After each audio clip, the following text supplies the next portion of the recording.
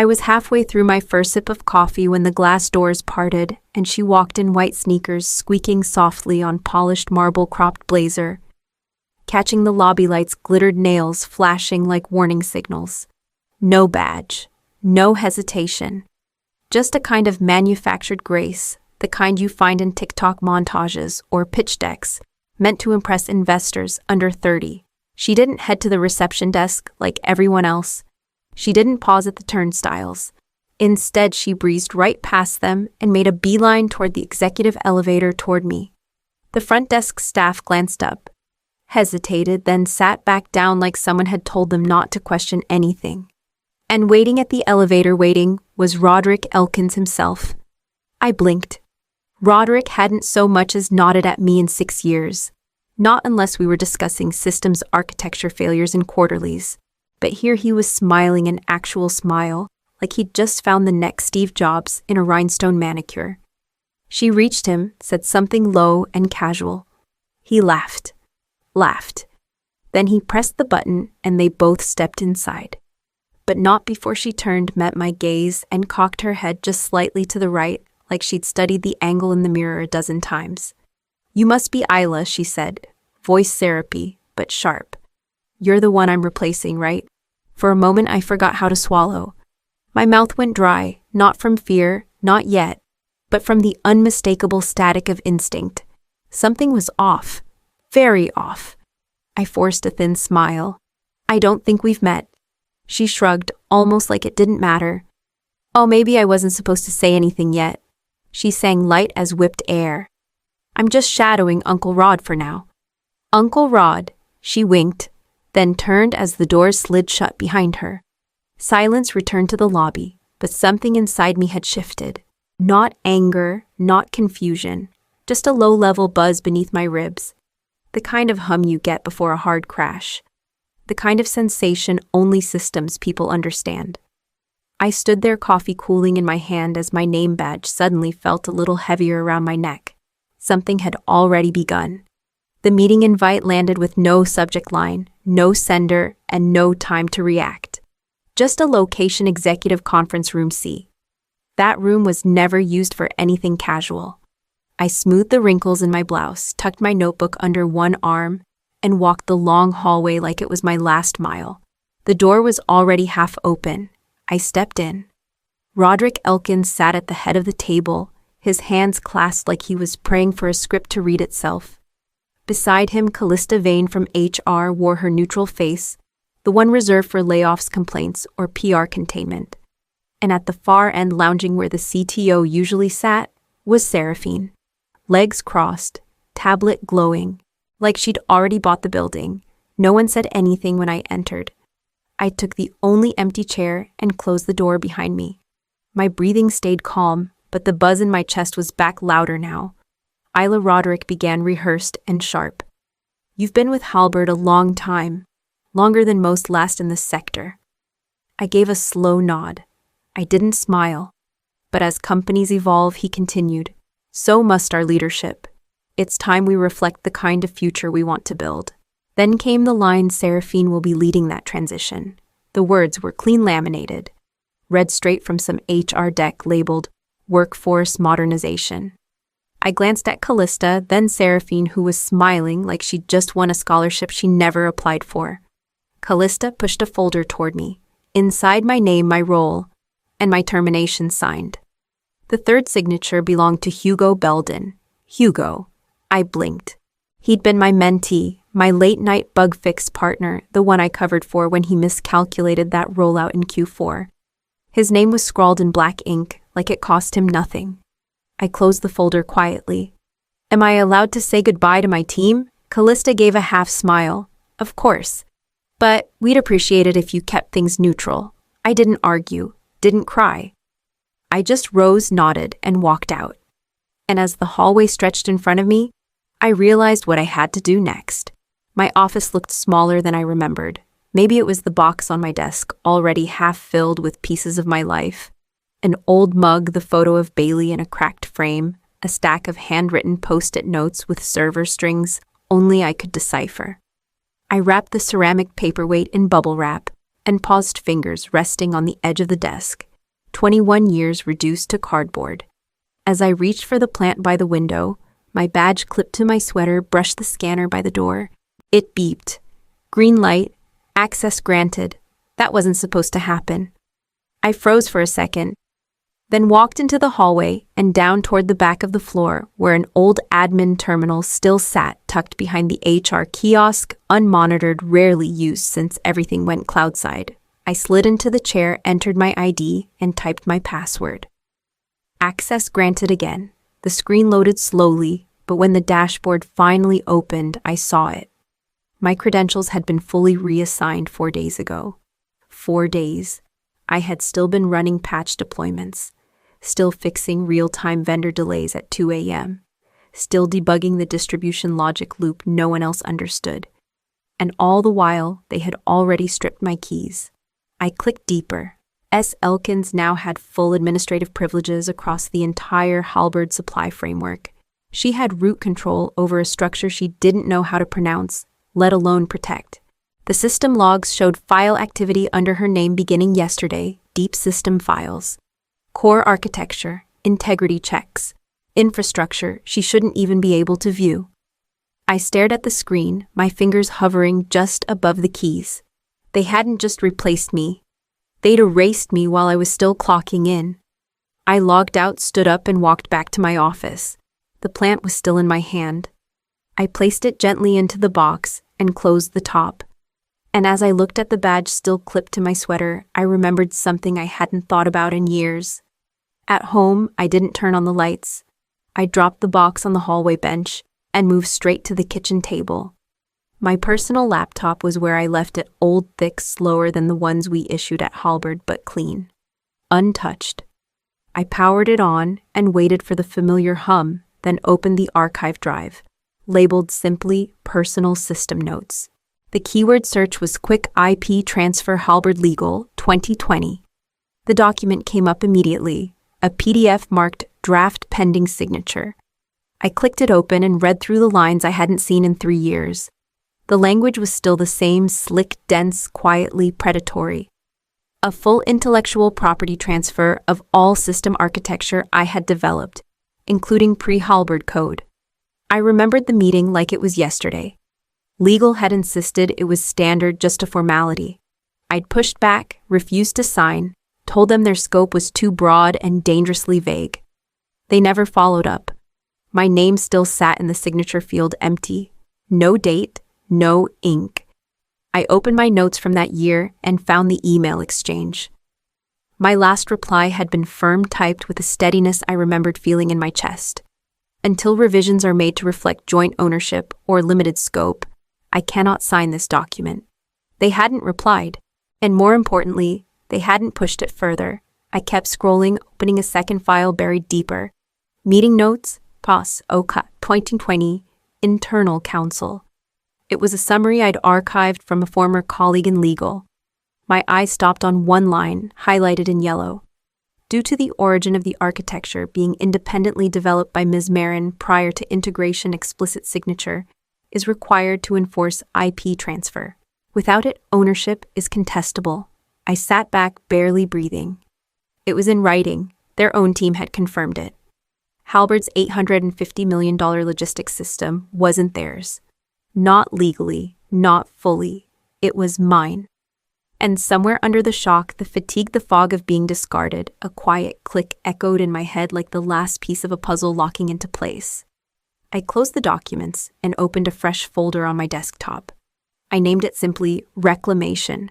I hadn't touched Echo 77 in over 2 years. It was a mirror node, quiet, hidden, forgotten. I built it during the chaotic rollout of the Unified Logistics Hub, back when we needed a way to run simulations without tripping security audits. It wasn't registered under my name or anyone's, just a dummy admin K. Winfield. I spun it up one night between vendor migrations while everyone else was home watching playoff games. I logged in. The interface loaded slow, familiar. The last modification timestamp blinked April 14th, 2021. Untouched since then, still intact. The system opened like a vault that still remembered its builder. From the mirrored logs, I could see into the real-time infrastructure. The node didn't have write permissions, but it had visibility across everything Seraphine touched. And she was touching everything. She had renamed core process files, system-critical ones with her own labels, set elk, load flow, core sync, GNZ, predict to Lana, no version control, no rollback protection, no staging sandbox. She'd removed legacy integrity checks from the distribution matrix, likely assuming they were redundant scripts. They weren't. Those checks stabilized vendor supply sync during high traffic loads. Without them, one delay could trigger a cascade misalignment across the network. She was painting over atomic triggers in highlighter. Every change she made rewrote a structure she didn't understand. The logs showed no administrator approvals, no senior engineer countersigns, just her user ID stamping critical components like she was redecorating a dorm room. I stared at the dashboard. The alerts weren't flashing yet, but they would. The system hadn't collapsed.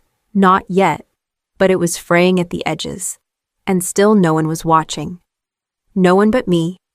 I opened the module tree and scrolled to a dormant file nested 3 levels deep.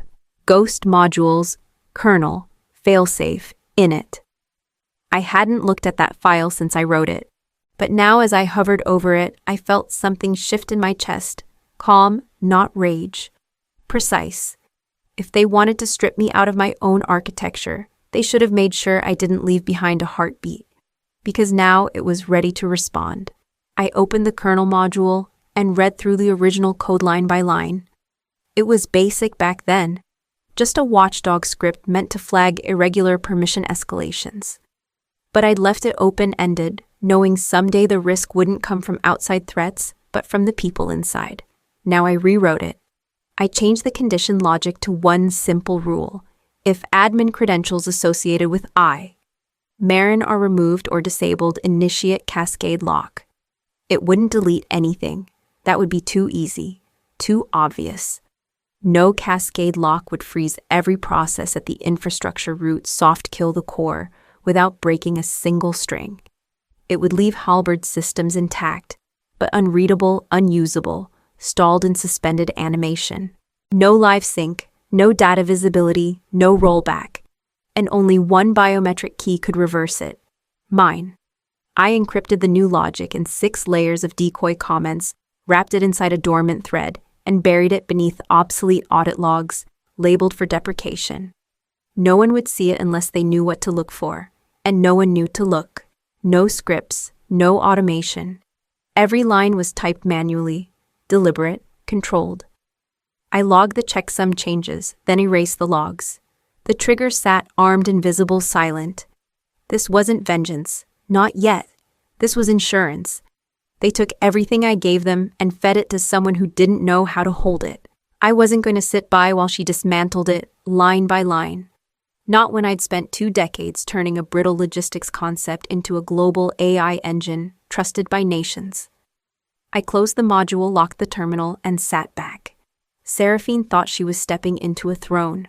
What she didn't know was that the floor beneath her heels was now one command away from disappearing. All I had to do was wait. The live stream had been promoted for weeks. Halberd's big reveal, Sync Core, the future of logistics, built by digital natives. I'd seen the teaser ads, the scripted LinkedIn posts, the glossy press package. Seraphine's face was everywhere. White suit, oversized glasses, phrases like visionary alignment and next-gen architecture thrown around like they meant something. I tuned in with a cup of tea steeping on the counter, steam curling up into the morning light. The broadcast opened with a pulse of synth music, Halberd's new slogan sweeping across a panoramic city skyline. The camera panned to the stage.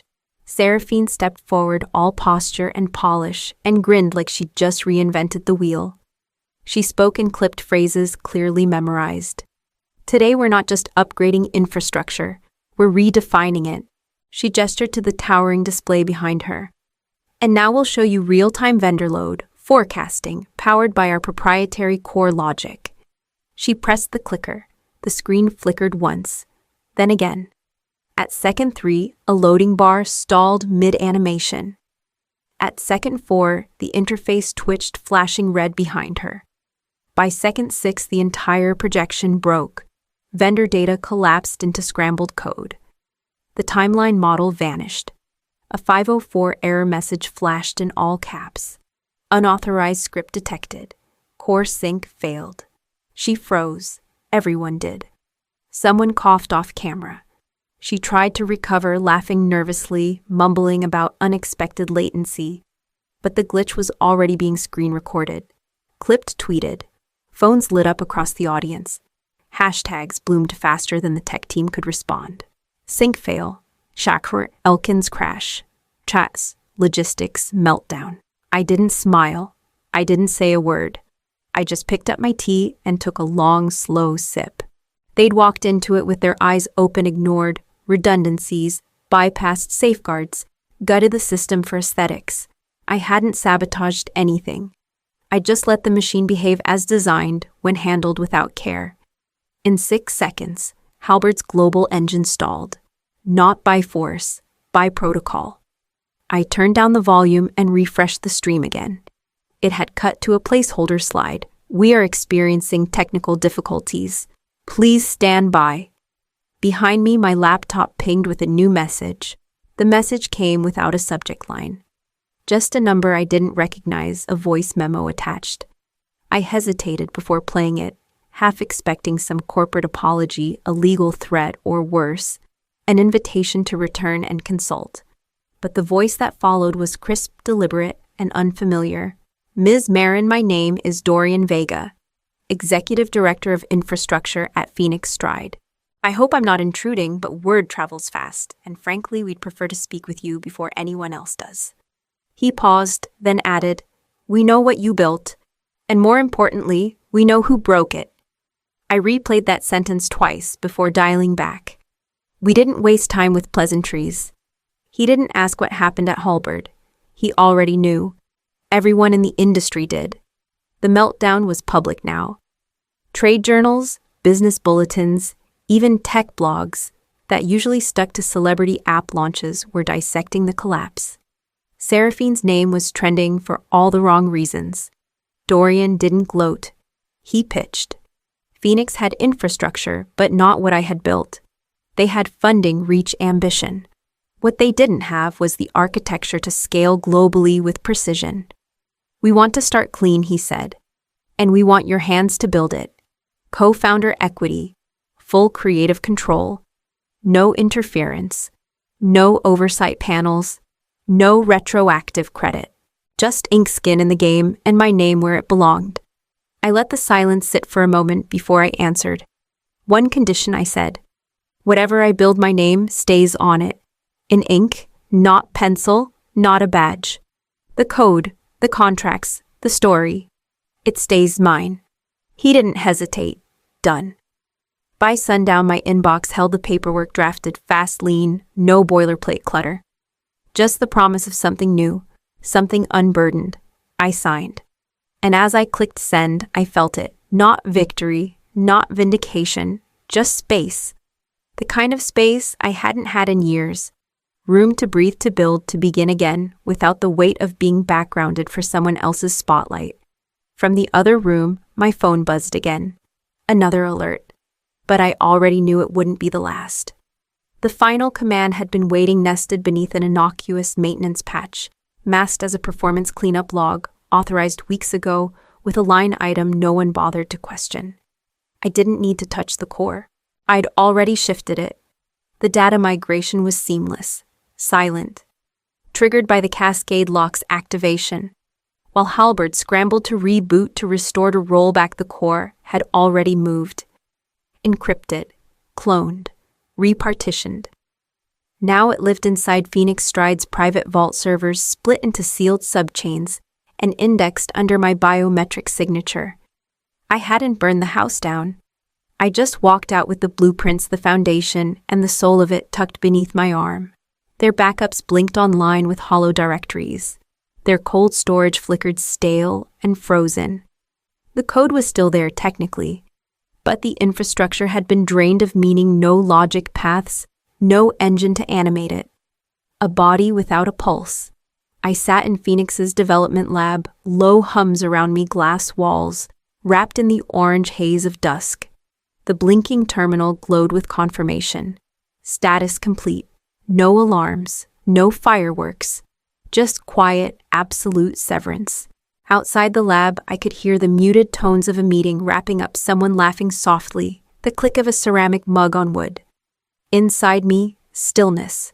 Not satisfaction, not even relief. Just closure.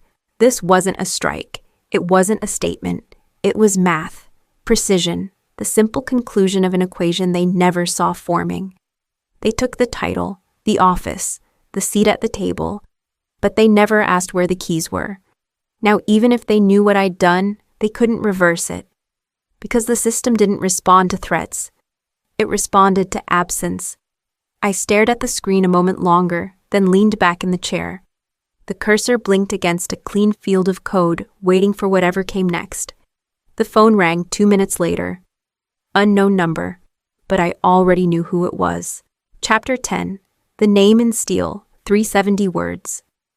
The voice on the other end was quiet, brittle. Roderick Elkins. I hadn't heard it in months, but I recognized the weight. He tried to hide the strain of someone used to commanding, now asking. He didn't start with pleasantries.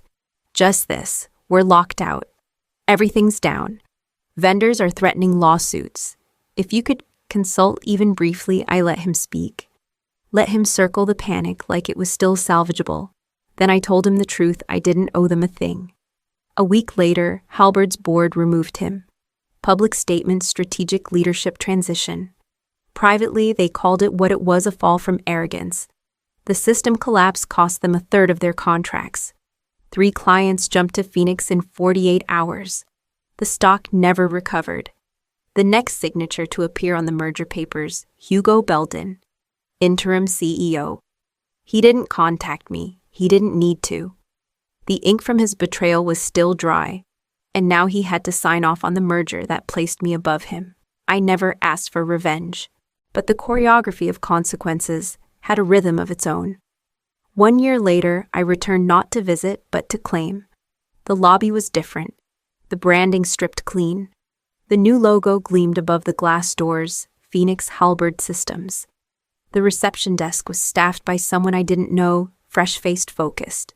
She smiled when she saw me. Behind her, mounted in steel against the far wall, was the plaque. Isla Marin, architect of the future. It wasn't framed in gold or lit theatrically. It didn't need to be. It was solid, permanent. A junior engineer caught the elevator with me. "Morning, Miss Marin," he said, not nervously, but with quiet respect. He didn't ask questions. He knew who I was. At the top floor, I walked past the glass-walled collaboration pods, the hum of systems I had helped rewire from scratch. The space pulsed with focused energy. Not desperation, not panic, just direction. I stepped into my office. My name was on the door. My fingerprints were in the code. I turned on the lights and whispered into the quiet. They fired the name, but they forgot the mind.